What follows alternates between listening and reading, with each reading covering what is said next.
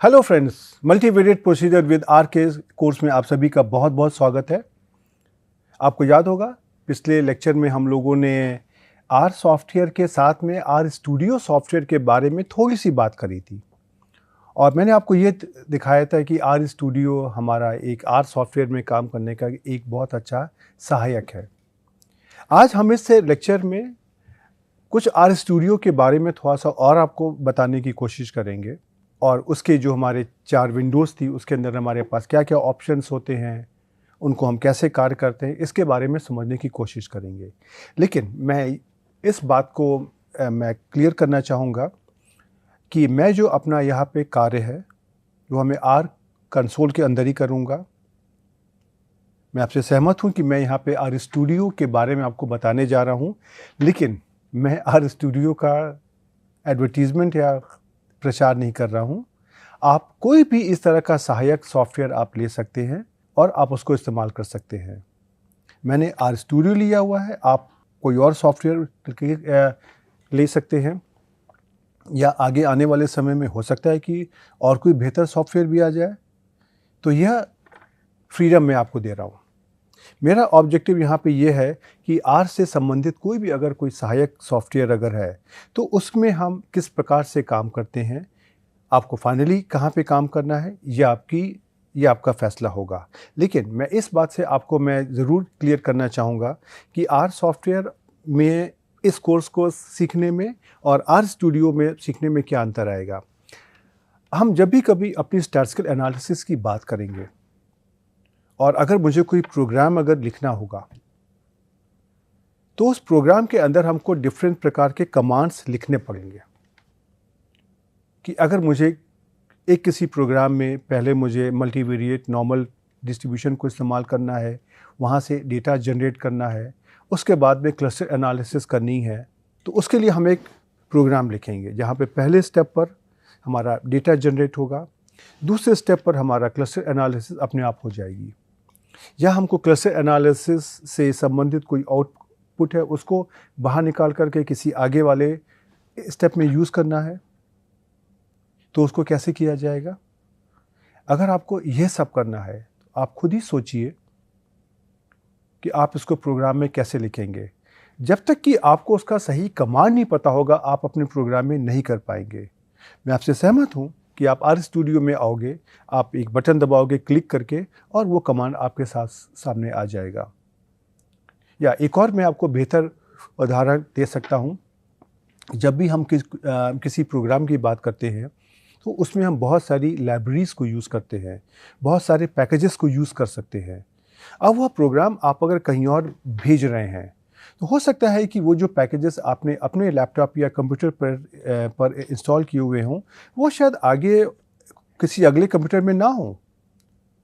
ये उसको कैसे पता चलेगा कि उसको पहले ये वाले पैकेजेस भी इंस्टॉल करने हैं। तो अगर आपने 5 पैकेजेस अगर इंस्टॉल किए हुए हैं, अगर आप अपने प्रोग्राम में लिख देंगे इंस्टॉल डॉट पैकेजेस और पैरेंथेसिस में डबल कोट्स में पैकेज नंबर 1 का नाम, दूसरे पैकेज का नाम इत्यादि करके, तो आपको उस प्रोग्राम को जब आप आगे कम्युनिकेट करोगे उसमें उसको एग्जीक्यूट करने में कोई समस्या नहीं आएगी। इसलिए आपको आर स्टूडियो में काम करना और आर कंसोल में काम करना दोनों के बारे में पूरी नॉलेज होना चाहिए। कोई भी हमारा डेटा सेट दिया हुआ है वहाँ पर हम उसके एनालिसिस आर स्टूडियो में आसानी से कर सकते हैं या आर सॉफ्टवेयर में कर सकते हैं, ये आपको देखना है। लेकिन मेरा कार्य है कि मैं आपको इस कोर्स को फंडामेंटल की तरीके से समझाने की कोशिश करूं। इसीलिए मैं आज के लेक्चर के बाद में मैं अपने जो भी कमांड्स लूँगा वो मैं आर सॉफ्टवेयर के अंदर ही लूँगा। तो चलिए इसी उद्देश्य के साथ में हम आगे बढ़ते हैं और इस आर सॉफ्टवेयर को संक्षिप्त रूप से समझने की कोशिश करते हैं। जब आप अपने आर सॉफ्टवेयर को आप जब इस्तेमाल करते हैं तो ये हमको समझ में आ गया है कि आर स्टूडियो सॉफ्टवेयर एक हमारे आर सॉफ्टवेयर और हमारे बीच का एक इंटरफेस है।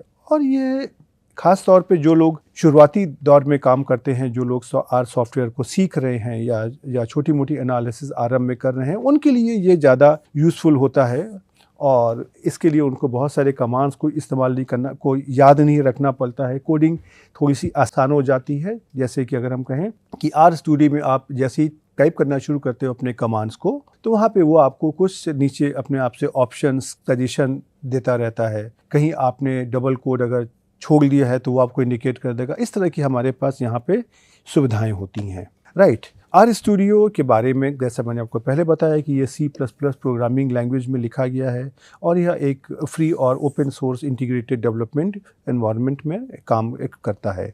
तो ये भी हमारा एक फ्री सॉफ्टवेयर है, ओपन सॉफ्टवेयर है, इसके लिए आपको कोई पैसा नहीं देना है। आपको ये जरूर ध्यान रखना है कि जब आप आर स्टूडियो को इनकी इस वेबसाइट से डाउनलोड करते हैं तो वहाँ पे 2 तरह के वर्जन्स होते हैं। एक में आपको पैसा देना होता है और एक में आपको पैसा नहीं देना होता है। एक फ्री होता है और दूसरा पेड होता है। तो हम यहाँ पर अब सिर्फ पेड सॉफ्टवेयर की बात बिल्कुल भी नहीं कर रहे हैं।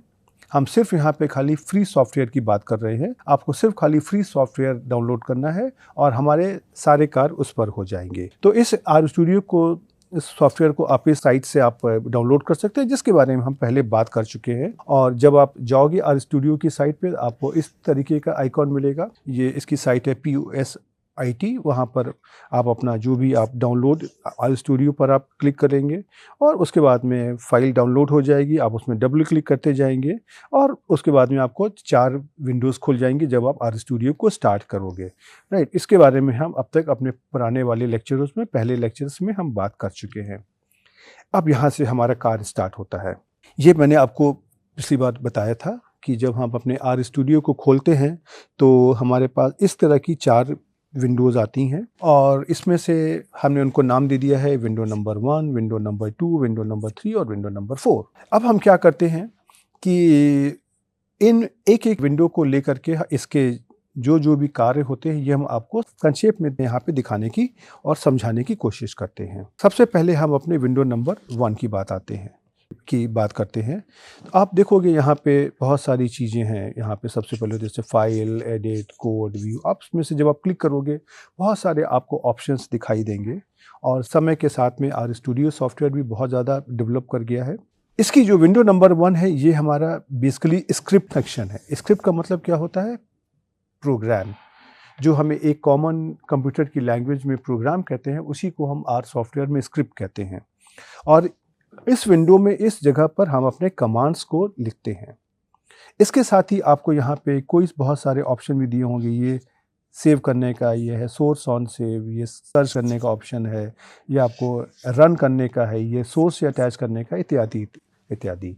मैं इन एक कमांड के अंदर में जाकर के आपको समझाने की कोशिश नहीं कर रहा हूँ। मैं यहाँ पे कुछ ही कमांड जो हमारे काम के हैं मैं उनकी बात करूँगा। बेसिकली हमारा यहाँ पे खास काम इस रन कमांड से पड़ेगा और इस विंडो में आप अपना जो भी कमांड टाइप करते जाओगे, आप उसको हाईलाइट करके आप अगर यहाँ पे रन पर अगर क्लिक कर दोगे देन आपका वो प्रोग्राम एग्जीक्यूट हो जाएगा। उसके बाद में आप अगर यहाँ पे देखोगे, जब भी आप कभी बात यहाँ पे करते हो तो आप देखो, जब अपने फाइल को आप खोलोगे तो यहाँ पे R script, quarto document, quarto presentation, R notebook, R markdown, Shiny web, plumber API, etcetera बहुत सारी चीज़ें मिल जाएंगी। तो जब आपको अपना प्रोग्राम अगर टाइप करना हो तो सबसे पहले आप यहाँ पे सिर्फ खाली आर स्क्रिप्ट के ऊपर आप क्लिक करिए तो आपकी एक फाइल खुल के आ जाएगी। उसके अंदर आप अपने प्रोग्राम को टाइप कर सकते हैं। आप नीचे देखेंगे ये बहुत सारे जो ऑप्शंस हैं, जब आप थोड़ा सा हाई लेवल पे जाएंगे और भिन्न तरीके के आप आर में काम करना चाहेंगे देन आपको इनका इस्तेमाल भी पड़ेगा। तो यहाँ से आप इस आर स्क्रिप्ट पर आप जब क्लिक करेंगे तो आपको एक नई स्क्रिप्ट यहाँ पे खुल जाएगी। ये सेव करने का कमांड है। यहाँ पर आप आपने जो भी प्रोग्राम लिखा हुआ है आप उसको इस जगह पर क्लिक करके आप उसको सेव कर सकते हैं। उसी तरीके से ये कमांड मैंने आपको बताया, ये था रन। तो यहाँ पर आपको जिस तरह से हम लोगों ने आर कंसोल में जब किसी प्रोग्राम को रन किया था तो उन लाइंस को हाईलाइट किया था और कंट्रोल R दबा दिया था। यहाँ पे आपको अगर दबाना है, आप अपने प्रोग्राम की लाइंस को हाईलाइट करके अब यहाँ पे क्लिक कर सकते हैं रन पर, या आप कंट्रोल+Enter आप दबा सकते हैं। तो आपका ये प्रोग्राम यहाँ पर स्टार्ट हो जाएगा, आपका प्रोग्राम एग्जीक्यूट हो जाएगा। और इसी प्रोग्राम को आप अगर रीरन करना चाहते हैं देन आप देखेंगे यहाँ पर ये रीरन का भी ऑप्शन दिया हुआ है। अगर आपने प्रोग्राम को सोर्स करना चाहते हो तो यहाँ पे सोर्स का भी ऑप्शन दिया हुआ है। तो आप देखोगे कि यहाँ पे बहुत सारे ऑप्शन दिए हैं, लेकिन हम आपसे यही रिक्वेस्ट करेंगे एक बार आप इस आर स्टूडियो सॉफ्टवेयर को खोल करके खुद से इन कमांड्स को देखने की कोशिश करिए। ये जो हमारे पास डिफरेंट विंडोज यहाँ पे ऑप्शन दिए हुए हैं, आप इनको खोलिए और उसमें से देखिए इसके अंदर क्या क्या है। उसके बाद जब आप विंडो नंबर 2 पर आते हैं। विंडो नंबर 2 कौन सी थी? ये वाली। आप देखेंगे, आप अगर इसको आप पहचानने की कोशिश करें तो ये आपका क्या है? ये तो आपका आर्क कंसोल ही तो है। जब आप अपने आर्क सॉफ्टवेयर को आप स्टार्ट करते हो तो सबसे पहले आपको यही वाली विंडो तो एक खुल करके आती है। यहीं पर तो यही तो आपका कमांड प्रॉम्प्ट था जहाँ पर आप अपने कमांड को टाइप करते थे। ये वही विंडो है। इस समय हमको यहाँ पे कुछ नहीं करना है, लेकिन हमको ये ध्यान रखना है कि जो भी हम कमांड एग्जीक्यूट करेंगे उनका एग्जीक्यूशन यहीं पर विंडो नंबर 2 में ही होगा। राइट। अब हम विंडो नंबर 3 पर आते हैं। विंडो नंबर 3 आपकी देखिए कौन सी थी? ये वाली। राइट। विंडो नंबर 3 में आप अगर देखेंगे यहाँ पे 2 मेन हमारी टैब्स बनी है, एक है इन्वायरमेंट और एक है हिस्ट्री। इस इन्वायरमेंट के अंदर भी आप अगर आएंगे तो यहाँ पे नीचे आपको सेव करने का ऑप्शन है, इंपोर्ट डेटा सेट है और एक ये अपने स्टोर्ड वैल्यू को हटाने का ऑप्शन दिया हुआ है। तो इसमें से आप अगर देखोगे तो सबसे पहले आप अगर हम इस एरिया की बात करते हैं जो हमने यहाँ पर दिया हुआ है, यहाँ पे जैसे देखिए मैंने दिया हुआ है वैल्यू x1। इसका मतलब क्या है? हमने जो भी अपने विंडो नंबर 1 में अपने प्रोग्राम को एग्जीक्यूट करने के लिए जो जो वेरिएबल्स लिए हुए हैं, वो कौन कौन से वेरिएबल्स हैं, उनकी कौन कौन सी वैल्यूज़ है और उनकी क्या क्या कैरेक्टरिस्टिक्स है, ये हमको यहाँ पर दिखाई पड़ती रहती हैं साथ ही साथ। जबकि आप अगर देखोगे कि आर कंसोल में जब हम काम करते हैं तो इस प्रकार की जो इन्फॉर्मेशन आपको डायरेक्टली वहाँ पे नहीं दिखाई पड़ती है। आप उसको उसमें से देख सकते हो कमांड के द्वारा, लेकिन वो आपको डायरेक्ट नहीं दिखाई पड़ती है वो। तो यहाँ पे आप जब आपने जिन जिन वेरिएबल्स को इस्तेमाल किया हुआ है वो उसकी सारी इन्फॉर्मेशन आपको इस एरिया में यहाँ पर दिखाई पड़ेगी। उसके अलावा आप जब आप यहाँ पर इंपोर्ट डेटा सेट की बात आप करते हो तो इंपोर्ट डेटा सेट में क्या है, आप बाद में देखोगे कि जब हम कभी कोई भी डेटा एनालिसिस करते हैं तो हमारा डेटा हमारे डिफरेंट फॉर्मेट्स में होता है। कभी MS एक्सेल के फॉर्मेट में होता है, कभी स्प्रेडशीट के फॉर्मेट में होता है, या कभी किसी और सॉफ्टवेयर की वो फाइल होती है, SAIS की होती है, स्टेटा की होती है इत्यादि, या SPSS की होती है। उसके डेटा को अगर आप यहाँ पर इंपोर्ट करना चाहते हो तो हर एक तरह की फाइल को इंपोर्ट करने के लिए यूजुअली हमारे पास अलग अलग पैकेजेस होते हैं। तो यहाँ पर ये जब आप इंपोर्ट डेटा सेट करोगे तो ये आपको बहुत आसानी से एक अलग सॉफ्टवेयर में जो हमारा डेटा है उसको आर के अंदर इंपोर्ट कर लेगा। वहाँ पर हम इस कमांड का कार्य करेंगे जब भी मुझे अपने डेटा को अपने आर सॉफ्टवेयर के अंदर इंपोर्ट करना है। अब जो भी आपने वेरिएबल्स यहाँ पर डिफ़ाइन किए हैं, अगर आप उनको हटाना चाहते हो तो आपने RM कमांड का इस्तेमाल किया था, RM, और ब्रैकेट में आप अपने वेरिएबल्स का नाम लिख दीजिए तो वो वेरिएबल्स हट जाएंगे। वही कार्य हम यहाँ पर इस बटन के द्वारा हम कर सकते हैं। जिन जिन वैल्यूज़ को हमको हटाना है हम उनको यहाँ पे बहुत आसानी से हटा सकते हैं। राइट। अब आपकी जो सेकेंड टैब है ये आपकी हिस्ट्री है। हिस्ट्री में आप जब क्लिक करोगे तो आपने पहले अपने आर सॉफ्टवेयर में किन किन वैल्यूज़ को दिया है, किन किन वेरिएबल्स को दिया है, क्या क्या डेटा दिया है, इसकी सारी इन्फॉर्मेशन आपको यहाँ पर एक साथ मिल जाएगी। तो आप देखेंगे कि आर स्टूडियो में इस तरह की भिन्न भिन्न तरीके की इन्फॉर्मेशन आपके पास बहुत ही आसानी से अवेलेबल है। राइट। अब हम आते हैं चौथी विंडो पे। चौथी विंडो देखिए कहाँ पे थी? ये थी, ये आपकी चौथी विंडो थी। अब हम इस चौथी विंडो पे आते हैं और समझने की कोशिश करते हैं कि यहाँ पे क्या क्या है। चौथी विंडो के अंदर बहुत सारे ऑप्शंस होते हैं। राइट। पहला ऑप्शन आप अगर देखोगे तो ये है फाइल्स, उसके बाद है प्लॉट्स, उसके बाद है पैकेजेस, उसके बाद है हेल्प, उसके बाद है व्यूअर। राइट। और ये चौथी विंडो के अंदर बेसिकली हमारे प्रोग्राम के जो आउटपुट्स हैं वो यहाँ पर आते हैं। तो सबसे पहले अगर हम प्लॉट की बात करते हैं तो प्लॉट में हमने भिन्न भिन्न तरीके के जो अपने ग्राफिक्स तैयार किए हुए हैं अपने सॉफ्टवेयर में डेटा एनालिसिस के द्वारा, वो आपको यहाँ पर दिखाई देंगे। और जो हमारी अगली ऑप्शंस है, अगला ऑप्शन हमारा पैकेजेस का है। तो पैकेजेस में जैसे आपने देखा कि आपने अपनी एनालिसिस करने के लिए समय समय पर भिन्न भिन्न प्रकार के पैकेजेस अपने इंस्टॉल करते हैं। जैसे आपने install.packages वाला कमांड इस्तेमाल किया था, उसके द्वारा आपने अपने कंप्यूटर में किन किन पैकेजेस का इस्तेमाल किया हुआ है और कौन कौन से पैकेज इंस्टॉल्ड हैं, ये इन्फॉर्मेशन आपको यहाँ से मिल जाएगी पैकेजेस के द्वारा। उसके बाद में जो हमारा चौथा ऑप्शन होता है हेल्प। तो हेल्प में आप अगर देखोगे इसमें भिन्न भिन्न तरीके की जो आपने हेल्प आपने लेने की कोशिश करी थी डिफरेंट कमांड्स के द्वारा। पहले वाले लेक्चर्स में, वो सब आपको यहाँ पर बहुत ही आसानी से मिल जाएगा। और उसमें से आप जो कैसे टाइप करना शुरू करोगे, नीचे उसमें से ऑप्शंस आने लगते हैं, तो आप बहुत आसानी से उनको चूज़ कर सकते हो। उसके बाद में अंतिम ऑप्शन होता है व्यूअर। यहाँ पे आप देखोगे कि आपने डिफरेंट तरीके के जो भी आउटकम्स हैं, आप उनको यहाँ पे व्यू कर सकते हो, राइट। अब इसमें से जैसे हम आपको कुछ खास चीज़ें बता दें कि जैसे कि हम जब पैकेजेस के बारे में बात करते हैं, तो पैकेजेस में हमारे पास कई सारी चीज़ें होती हैं। एक तो हमको पैकेज पहले इंस्टॉल करना होता है। उसके लिए अगर हम ये जो अपना कमांड है इंस्टॉल का, अगर हम यहाँ पे आते हैं, हम जैसे ही क्लिक करोगे आपके पास एक नई विंडो खुल के आ जाएगी और उसमें से आपको जो भी पैकेज है आपको इंस्टॉल करना है, आप टाइप करना शुरू करोगे तो नीचे उसमें से कई सारे सजेशंस आते रहेंगे और आपको वहाँ पे आप उसमें से जैसे ही क्लिक करोगे पैकेजेस अपने आप से इंस्टॉल हो जाएंगे। प्रोसेस उसकी वही रहेगी जो आपने आर कंसोल में पैकेजेस को इंस्टॉल करने के किया था, और जो आपका कमांड है install.packages ही इस्तेमाल होगा। लेकिन बस एडवांटेज ये है कि यहाँ पर आपको install.packages का कमांड याद नहीं करना है, और यहाँ पर वो आपको अपने आप से वो पूरा पैकेज इंस्टॉल करके दे देगा। दूसरा ऑप्शन आप अगर देखोगे यहाँ पर है अपडेट।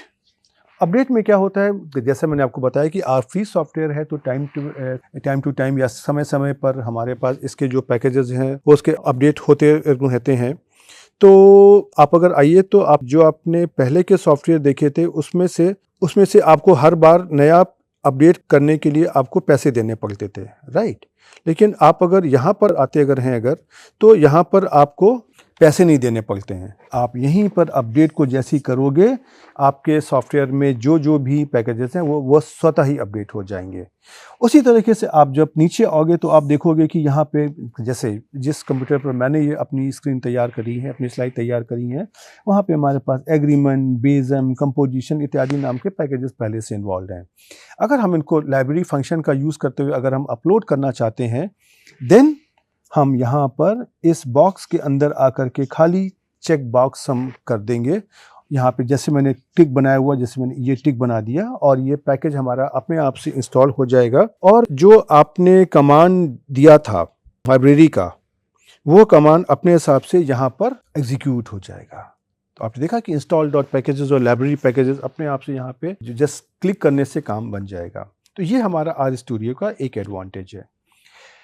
उसी तरीके से आप अगर इसमें से आते हैं, हेल्प की बात अगर करते हैं, तो जैसे ही देखिए आपने इस हेल्प विंडो में आपने यहाँ पे टाइप करना शुरू किया HIST, तो इसमें से आप देखोगे कि ये सब पूरा डिटेल जो आपने पहले निकाले थे ये सब आपके पास बन करके आ जाएंगे। और जैसे ही आप यहाँ पे टाइप करोगे इस जगह पर आपके पास नीचे ऑप्शंस आते रहेंगे जहाँ से आप बहुत आसानी से आप उनको ठीक कर सकते हो, राइट। अब देखिए मैं आपको एक यहाँ पे उदाहरण करके दिखाने वाला हूँ, लेकिन उसके पहले मैं आपको इसका आउटकम दिखाना चाहता हूँ। तो यहाँ पे जैसे मैंने उदाहरण के लिए आपको एक छोटा सा डेटा सेट लिया और उसमें से हम आपको हिस्टोग्राम बना करके दिखाएंगे। मैं आपको फिर से कहूँ कि हिस्टोग्राम वहाँ पे बनता है जहाँ पे हमारा कंटिन्यूअस डेटा होता है, लेकिन हम यहाँ पे खाली आपको उदाहरण के लिए बता रहे हैं कि हम किन किन स्टेप्स को फॉलो करेंगे सो दैट कि आपको एक हिस्टोग्राम एक मिल जाए। मैंने एक ये डेटा लिया, एक्स में उसको स्टोर किया और यहाँ पर मैंने कमांड लिया HISTX, और जब इसको मैंने हाईलाइट करके मैंने यहाँ पर दिया कमांड दिया रन, तो ये देखिए कमांड हमारा यहाँ पर एग्जीक्यूट हो गया और ये जो वैल्यूज़ हमारी एक्स की थी ये देखिए यहाँ पर आ करके स्टोर हो गई विंडो नंबर यहाँ पे विंडो नंबर 3 में। और फोर्थ विंडो में आप अगर देखोगे तो इस तरीके का आपका ग्राफ बन के आ गया, और आप अगर इसमें से देखोगे तो आपके पास save as image, save as PDF और उसको कॉपी करने का भी ऑप्शन रहेगा। और अगर आप अपने इस ग्राफ को डिलीट करना चाहते हो तो भी देखिए यहाँ पर ये वाला ऑप्शन है। तो ये 4 विंडोज़ में काम एक साथ होगा, ये मैं आपको यहाँ पे दिखाना चाहता था। अब मैं एक काम करता हूँ, एक छोटा सा डेटा सेट लेता हूँ और इसका मैं आपको हिस्टोग्राम बना करके दिखाऊंगा। तो देखिए ये मैंने कुछ हाइपोथेटिकल वैल्यूज़ ली आपको समझाने के लिए, और उसके बाद में ये HIST वाला कमांड में यहाँ पर मैं एग्जीक्यूट करूँगा, आपको दिखाऊँगा। और देखिए कुछ इस तरीके का आपका स्क्रीनशॉट आएगा। यहाँ पर मैं ये डेटा और कमांड दूँगा, यहाँ पर ये डेटा और कमांड एग्जीक्यूट होगा, यहाँ पर ये भी जो भी वैल्यूज़ है यहाँ पे दी, इसमें से हमारा ये डेटा स्टोर हो जाएगा, और चौथी विंडो में आपको ये पिक्चर या जो ग्राफ है ये आपको एक साथ दिखाई देगा। तो चलिए मैं आपको इसको मैं करके दिखाता हूँ और मैं आपको कन्विंस करने की कोशिश करता हूँ कि आप आर स्टूडियो में भी बहुत ही आसानी से काम कर सकते हैं। तो देखिए ये मैंने डेटा लिया और इसको मैंने अपने यहाँ पर कॉपी कर लिया, देखिए डेटा, और यहाँ पर मैंने फिर टाइप कर दिया HISTX, राइट, ये मैंने टाइप कर दिया। अब जब मैं इसको यहाँ से एग्जीक्यूट करता हूँ और मैं यहाँ से करता हूँ रन, तो देखिएगा क्या होगा। ये देखिए आपका विंडो नंबर 2 में ये देखिए पूरा डेटा एग्जीक्यूट हो गया जो आप ऐसे भी करते आर कंसोल में। और यहाँ पर आपका ये जो 4th नंबर विंडो में आपका ये हिस्टोग्राम ऑफ एक्स बन करके आ गया। इसी में से आप अगर यहाँ पे देखोगे एक्सपोर्ट में save as image, save as PDF, copy to clipboard, आप इस सॉफ्टवेयर को अगर बड़ा करके आप इस सॉफ्टवेयर में इस ग्राफिक को बड़ा करके देखना चाहते हो, आप जूम करके आप इसको ऐसे देख सकते हो, राइट। उसके अलावा आप इसको यहाँ पे कुछ भी करना चाहो आप बहुत आराम से कर सकते हो। ऐसे ही देखिए मैं आपको दिखाता हूँ यहाँ पे पैकेजेस के बारे में। यहाँ पे पैकेजेस दिए हुए हैं, अगर मुझे कोई भी यहाँ पर पैकेज अगर इंस्टॉल करना है तो मैं यहाँ पर देखिए टाइप करूँगा, जैसे मुझे करना है क्लस्टर CLUST, देखिए ये हमको नीचे बहुत सारे ऑप्शन देता रहेगा। मैंने यहाँ पे क्लस्टर का ऑप्शन किया और हम यहाँ पे अगर हम इंस्टॉल दबा देंगे तो ये पैकेज हमारा यहाँ पर इंस्टॉल हो जाएगा। आप देखेंगे ये कोई बहुत बड़ी बात नहीं है। यहाँ पर जैसे देखिए क्लस्टर पैकेज पहले जहाँ पर मैं अपना कर्सर दिखा रहा हूँ, यहाँ पे क्लस्टर पैकेज मेरे पास पहले से इंस्टॉल्ड है। यहाँ पर मैंने कर दिया क्लिक मार्क, तो आप ये देखेंगे कि लाइब्रेरी क्लस्टर यहाँ पर देखिए एग्जीक्यूट हो गया विंडो नंबर 2 में और ये पैकेज हमारा अपलोड हो गया है। उसी तरीके से अगर जब हम हेल्प की बात अगर करते हैं तो हेल्प में अगर हम यहाँ पे आते हैं और हम यहाँ पे टाइप करते हैं HIST, तो देखिए मैंने HIS खाली टाइप किया और यहाँ पे हिस्ट के बारे में इंफॉर्मेशन आ गई, सारी इंफॉर्मेशन यहाँ पर हमारे पास आ गई, राइट। उसी तरीके से आप यहाँ पे अपने व्यूअर के बारे में, प्रेजेंटेशन के बारे में, प्लॉट्स के बारे में देखेंगे, आपको बहुत सारी इंफॉर्मेशन मिलेगी, राइट। तो अब हम इस लेक्चर में यहाँ पर रुकते हैं और आप देखेंगे कि ये एक बहुत ही शॉर्ट और क्रिस्प लेक्चर था आर स्टूडियो के बारे में। मैं बिल्कुल भी नहीं कह रहा हूँ कि मैंने आपको आर स्टूडियो के अंदर बहुत सारी जो फैसिलिटीज़ होती हैं उसको सारा बता दिया है, लेकिन मेरा ऑब्जेक्टिव खाली इतना था, जैसा मैंने पहले भी कहा था, कि मैं आपको आर स्टूडियो के अंदर जो भी हमारी डिफरेंट तरीके के ऑप्शंस होते हैं जो हमको काम पकड़ने वाले हैं, जिनके द्वारा हम अपने इस कोर्स को आगे बढ़ाने वाले हैं, उनके बारे में मैं आपको बताना चाहता था। इसलिए हम आपसे ये रिक्वेस्ट करेंगे, अगर आप आर स्टूडियो को भी अच्छे से सीखना चाहते हो, थोड़ा सा समय लगाइए, उसके अंदर डिफरेंट ऑप्शंस हैं, उनको एक बार एग्जीक्यूट करने की कोशिश करिए, अपने हिसाब से समझिए, एंड आपको बहुत कुछ स्वयं समझ में आ जाएगा। तो आप इन चीज़ों की प्रैक्टिस करिए और हम आपको अगले लेक्चर में फिर से एक नए टॉपिक के साथ में मिलेंगे, और तब तक के लिए गुड बाय।